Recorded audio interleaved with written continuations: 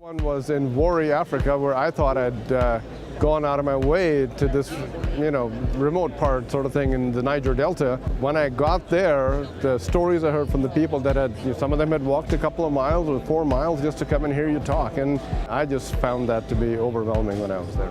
Really, you feel humbled. And one of the nicer things was this very nice African outfit that they gave me as a token of the appreciation. I thought it was very special. It was an audience of about 400 people, and the guy who gave it to me, he whispered, "Why don't you put it on?" And I said, "Okay," and then I decided to put it on, and the crowd just exploded with raucous, applause, and it was really heartwarming to see something like that. It's emotion that's pure and true.